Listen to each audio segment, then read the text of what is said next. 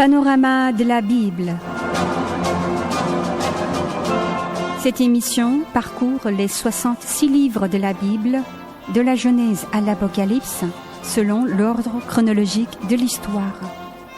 Elle explique la parole de Dieu de manière simple et claire, non seulement aux nouveaux chrétiens, mais aussi aux fidèles de longue date et à tous ceux qui désirent connaître la Bible. Du Jardin d'Éden au mont Sinaï, du mont Sion au mont Calvaire, jusqu'aux nouveaux cieux et à la nouvelle terre, où coule le fleuve de vie.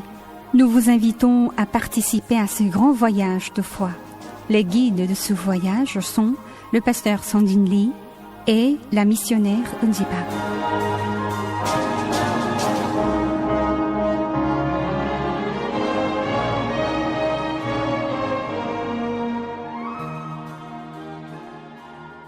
Bonjour à tous. Aujourd'hui encore, on va continuer à parler du déluge de Noé, comme la dernière fois. Avant cela, on va juste revoir rapidement ce qu'on a vu dans l'épisode précédent. La terre sur laquelle nous vivons est entourée de plusieurs couches dans le ciel. On appelle tout cela l'atmosphère. Ces différentes couches ont chacune un rôle et l'atmosphère agit comme une sorte de protection que Dieu a mise en place pour protéger les êtres vivants sur la terre. À l'époque de Noé, il y avait aussi une couche d'eau dans cette atmosphère. Et au moment du déluge, cette couche d'eau s'est effondrée, ce qui a provoqué une pluie énorme qui est tombée du ciel. Mais ce n'est pas tout. De très grandes météorites sont tombées plusieurs fois dans les océans. Cela a provoqué des tsunamis en repoussant violemment les eaux de la mer. Ces tsunamis sont devenus comme d'immenses murs d'eau, aussi hauts qu'un immeuble de 60 étages. Et en seulement 24 heures, ils ont traversé la Terre jusqu'à l'autre côté, recouvrant les hautes montagnes de toute la Terre. Quand ces météorites sont tombées, ils étaient comme des boules de feu. Ils ont fait évaporer l'eau de mer, la transformer en vapeur. Et cette vapeur est ensuite retombée sous forme de pluie abondante. En même temps, une épaisse fumée noire est montée dans le ciel et a bloqué la lumière du soleil.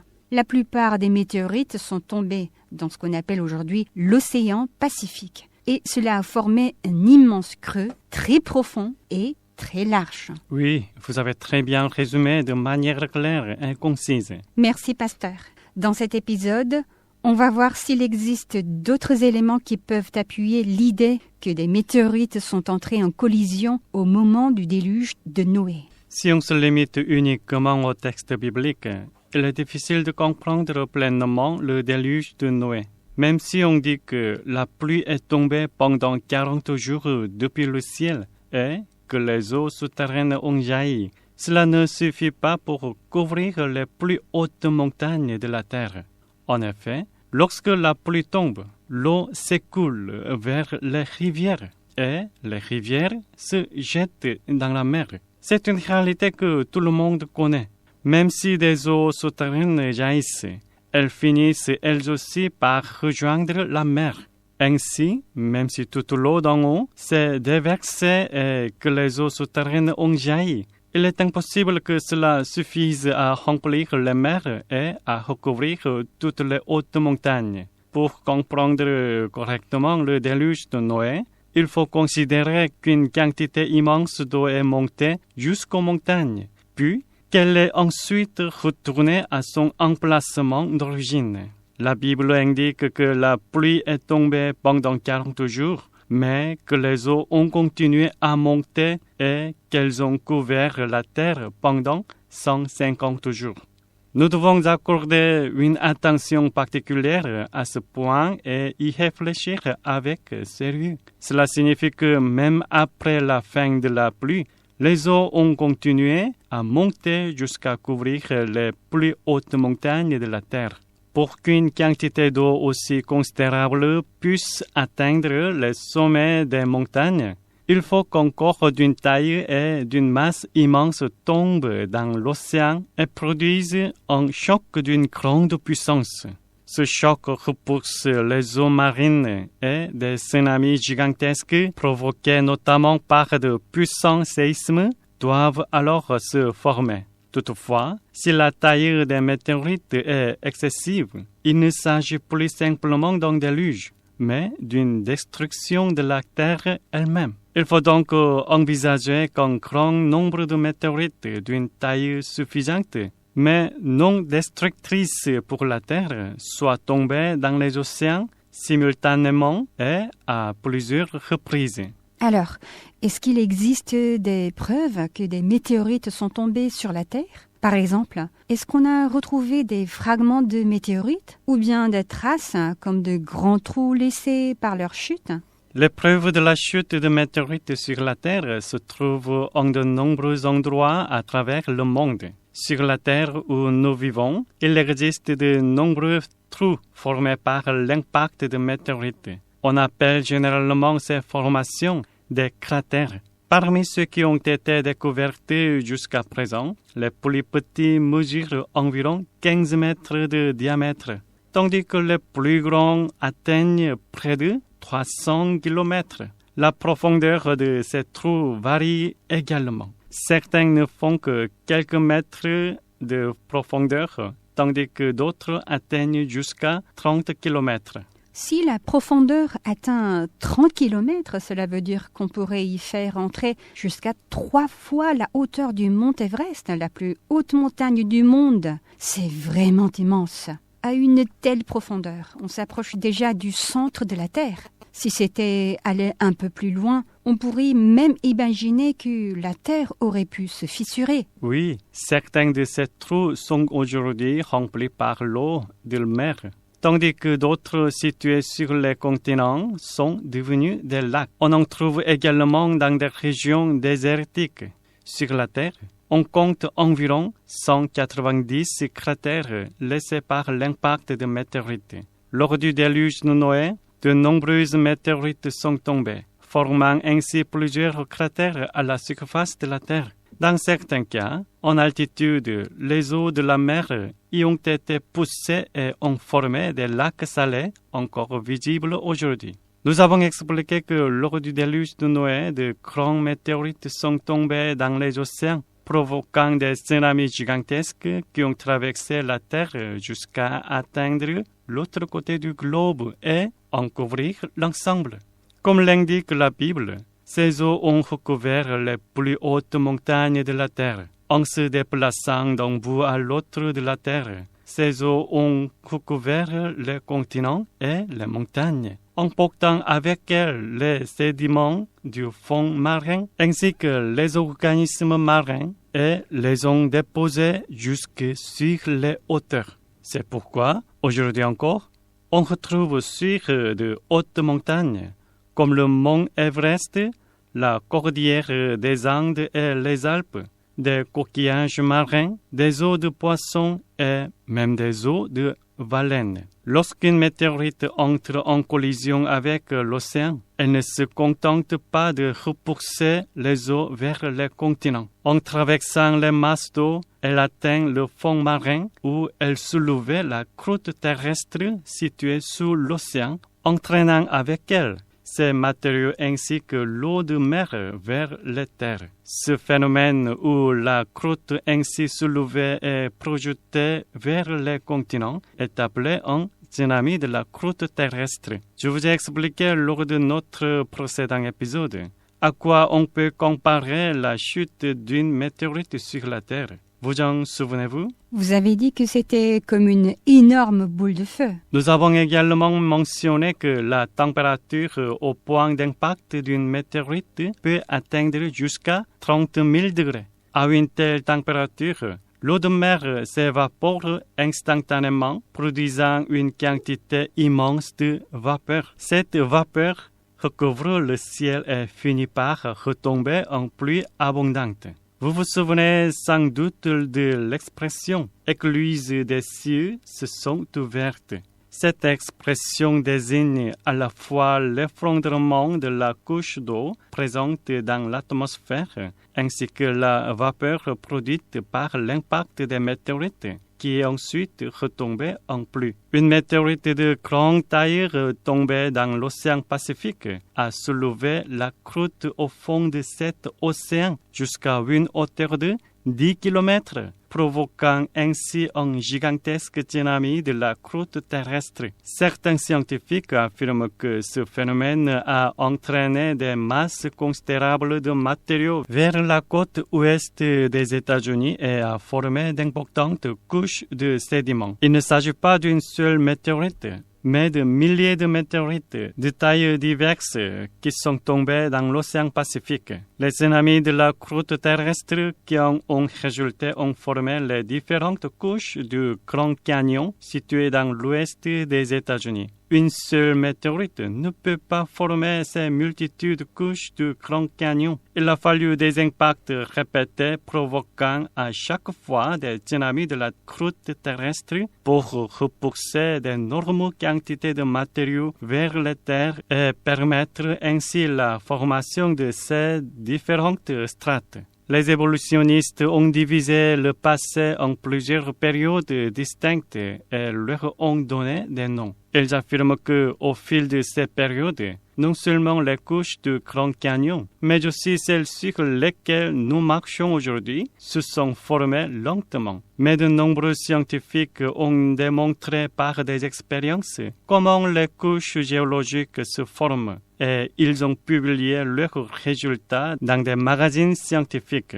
Ils ont ainsi prouvé que les affirmations des évolutionnistes étaient fausses. Et à travers les phénomènes naturels qui se sont produits jusqu'à présent, comme les séismes, les éruptions volcaniques et les glissements de terrain, il a aussi été démontré à plusieurs reprises que les affirmations des évolutionnistes étaient fausses. Des scientifiques qui ont expérimenté le processus de formation des couches géologiques ont déclaré ceci. Les couches géologiques étendues sur la Terre ont été formées par des événements gigantesques incomparables à ce que nous observons aujourd'hui, c'est-à-dire par des événements cataclysmiques où d'énormes quantités de terre ont été transportées avec d'immenses masses d'eau. Donc, quand les scientifiques parlent d'événements cataclysmiques, ils parlent en fait du déluge de Noé, n'est-ce pas? Au moment du déluge, les tsunamis qui ont couvert les plus hautes montagnes ont aussi entraîné d'énormes quantités de terre vers les continents. Et ce sont ces mouvements qui ont formé les couches géologiques que nous voyons aujourd'hui. On peut donc dire que les scientifiques confirment ce qui est écrit dans la Bible. Beaucoup de scientifiques ont étudié l'épaisseur des différentes couches géologiques ainsi que leur composition dans plusieurs régions du monde, en examinant notamment celle du Grand Canyon et de Zion Canyon. Ils ont conclu que ces couches ne peuvent se former qu'à partir de croûtes fondues par une chaleur intense transportées par d'immenses volumes d'eau à grande vitesse. La formation de plusieurs strates superposées ne peut pas s'expliquer par un seul événement. Il faut des tsunamis de la croûte terrestre à plusieurs reprises pour recouvrir les terres encore et encore. Un tel phénomène ne peut s'expliquer que comme le résultat du cataclysme du déluge de Noé. Les tsunamis de la croûte terrestre survenus lors du déluge de Noé ont également produit d'autres formations. Il s'agit notamment du charbon et du pétrole. Les météorites brûlantes tombées dans l'océan Pacifique ont porté la croûte du fond marin à des températures entre 4000 et 6000 degrés. Lorsque ces masses de terre très chaudes ont été poussées vers la terre, la chaleur a carbonisé les arbres et les plantes présents sur les montagnes et dans les plaines. Avant même de pouvoir se consumer entièrement, ils ont été recouverts en un instant par d'énormes masses de matériaux, ce qui a conduit à la formation du charbon. Comme vous le savez, ces masses étant considérables, la pression exercée a également été extrêmement élevée. Les endroits où on trouve du charbon se situent, pour la plupart, à une profondeur d'environ 100 à 400 mètres sous la surface. À cette profondeur, la température est d'environ 26 degrés. Or, une telle température ne permet absolument pas de former du charbon. De plus, s'il ne s'agissait que d'une inondation remplie d'eau, les arbres présents sur les montagnes et dans les plaines auraient simplement été emportés par le courant sans être enfouis dans le sol. Et dans l'eau, ils ne se transforment pas en charbon. Pasteur, alors comment est-ce que le pétrole s'est formé? Certains évolutionnistes affirment que de grands trous, c'est-à-dire des cratères, formés par l'impact de météorites sur la Terre, se sont ensuite transformés en lacs ou en mer. Ils disent aussi que les restes de micro-organismes vivants dans l'eau se sont accumulés au fond et se sont concentrés pour former du pétrole. Le fait que ces cratères soient devenus des lacs ou des mers peut être admis. Cependant, de si petits organismes ne peuvent pas produire la quantité de pétrole que l'humanité a utilisée jusqu'à présent, ni celle qui subsiste encore aujourd'hui. Il existe des cartes qui indiquent que les jeunes ou des météorites ont frappé la Terre. Lorsqu'on les observe attentivement, on constate que ces jeunes se trouvent à proximité de régions riches en pétrole. Les météorites en feu ont provoqué des tsunamis de la croûte terrestre extrêmement chauds qui ont recouvert un grand nombre d'êtres vivants présents sur les continents. Sous l'effet de la chaleur et de la pression, ces organismes ont fondu et se sont concentrés et c'est ainsi que le pétrole s'est formé. Lorsqu'une météorite frappe la Terre, elle provoque des séismes qui font trembler la croûte et le sol se fissure. À ces endroits, de nombreux êtres vivants peuvent y tomber. Ces lieux deviennent ainsi une sorte de réservoir. Je le répète, un tel phénomène ne peut absolument pas se produire si la Terre est simplement remplie d'eau. Cela n'est possible qu'à travers un cataclysme accompagné de tsunamis de la croûte terrestre à très haute température et très forte pression. Au Moyen-Orient, en Russie et sur les continents d'Amérique du Nord et du Sud, il y a beaucoup de pétrole. On peut donc comprendre que ces régions riches en pétrole étaient des endroits où vivaient de nombreux êtres vivants à l'époque du déluge de Noé. Alors, est-ce qu'on peut dire que les régions où on trouve beaucoup de charbon étaient autrefois des endroits où vivaient de nombreux arbres et plantes? Oui, c'est exact. Les plantes qui constituent le charbon étaient, à l'époque où vivait Noé, non seulement plus abondantes qu'à aujourd'hui, mais aussi beaucoup plus grandes.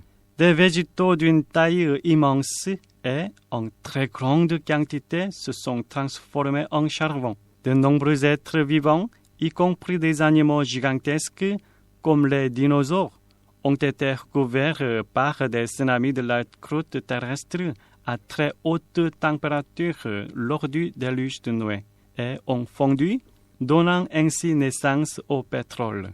On découvre aussi parfois des traces d'êtres vivants recouverts par ces tsunamis brûlants dont la forme n'a pas été entièrement détruite. S'ils ont été recouverts par de la terre très chaude sans être complètement fondus et qu'ils ont été conservés dans cet état, on peut sans doute encore reconnaître en partie leur forme. Dans ce cas, est-ce que ce ne sont pas des fossiles?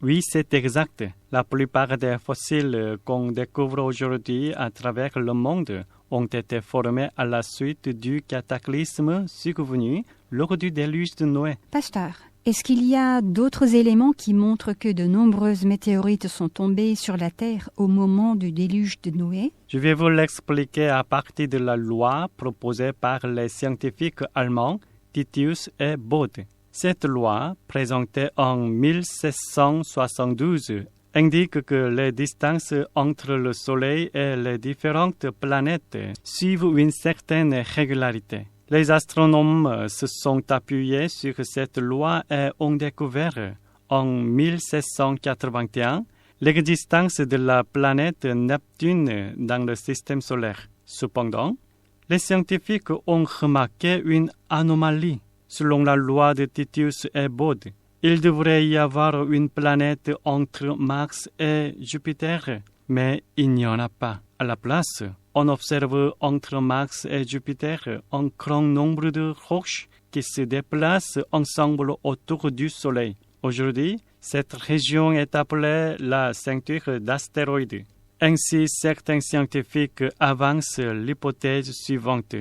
La planète qui se trouvait autrefois entre Mars et Jupiter a explosé avant le déluge de Noé et ses fragments se sont dispersés dans tout le système solaire. Lorsque ces fragments se sont propagés à travers le système solaire à la suite de l'explosion, une partie d'entre eux est tombée sur la Terre.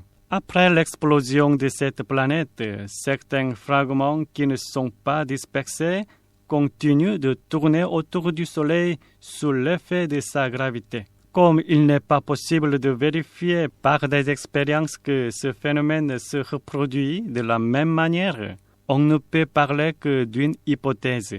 Cependant, je considère que cette hypothèse est tout à fait plausible parce que la face cachée de la Lune présente un grand nombre de cratères.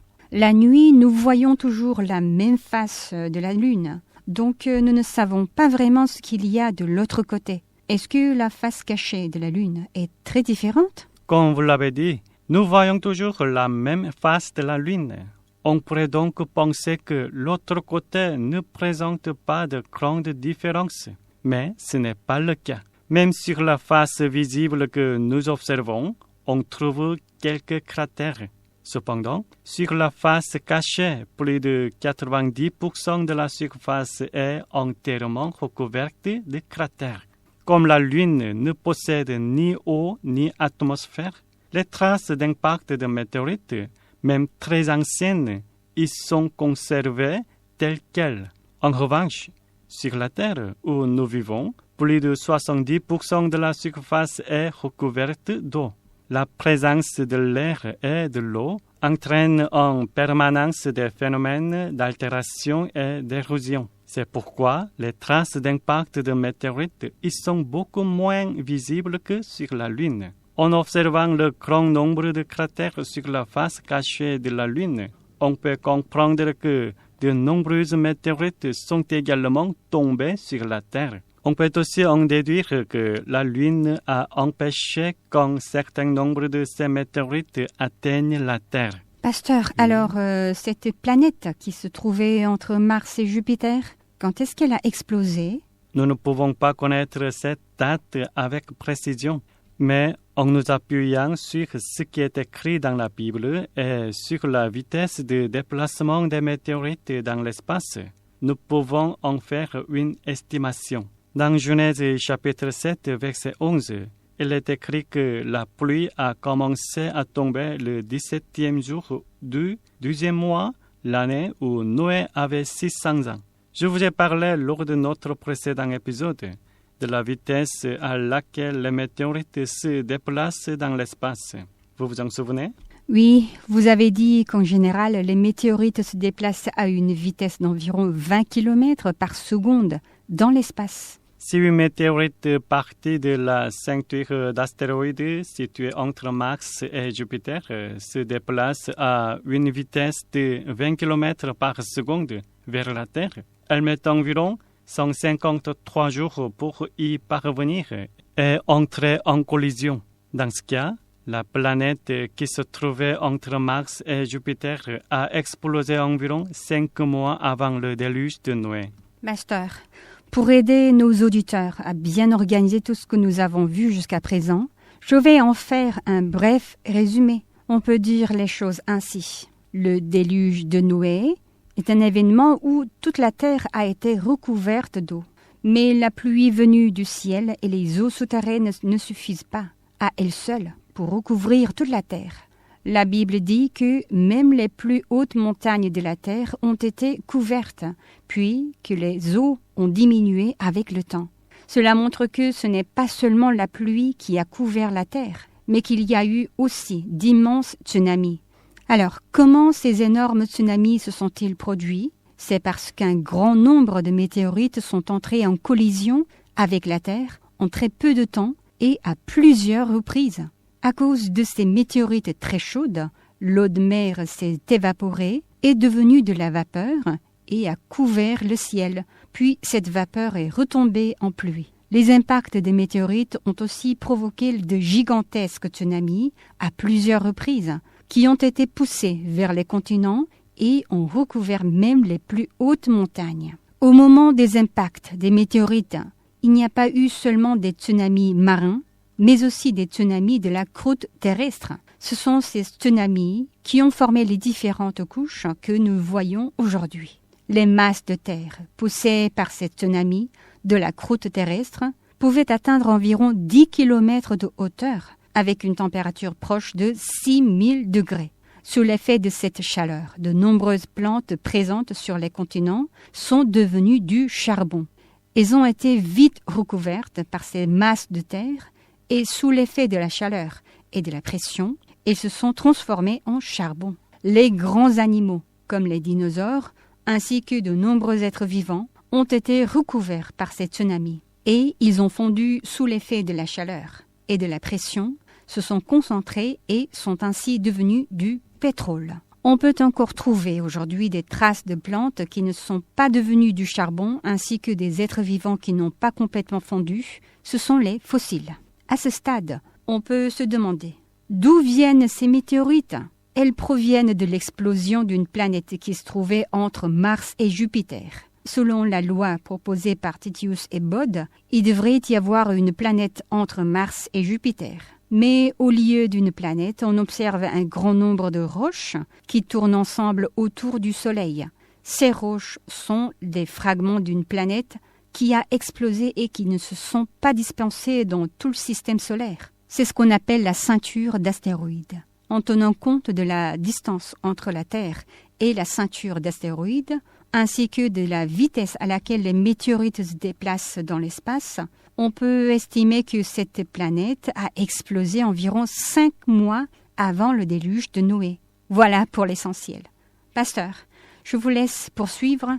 Merci pour le résumé. Nous n'avons jamais vécu un événement comme le déluge de Noé et cela ne se reproduira pas, car Dieu l'a promis. Il n'y aura plus de déluge pour détruire la Terre. Cependant, de nombreux scientifiques, y compris des évolutionnistes, ainsi que de nombreuses personnes athées, rejettent la Bible en affirmant que, puisque de tels événements ne se produisent plus aujourd'hui, le déluge de Noé ne serait qu'une histoire inventée. Lorsqu'un événement s'est produit, le moyen le plus sûr de le comprendre est de le juger correctement et de rencontrer des témoins qui en ont été les observateurs directs. Quand nous ne voyons que les conséquences d'un événement, si un témoin nous en explique précisément le commencement et le déroulement, nous pouvons en comprendre le sens beaucoup plus facilement et avec justesse. Le témoin est le témoignage qui nous explique l'état initial de la Terre ainsi que le processus par lequel elle est parvenue à sa situation actuelle. Ce sont Dieu et la Bible. Dieu est celui qui a créé la Terre ainsi que tout l'univers. Et il est celui qui a observé l'histoire de tout l'univers jusqu'à aujourd'hui. Et cette histoire, il l'a fait écrire dans la Bible par ses serviteurs. Il existe aussi d'autres témoins qui rendent témoignage de ce qui s'est passé sur cette terre. Ces témoins sont mentionnés dans le livre de Job.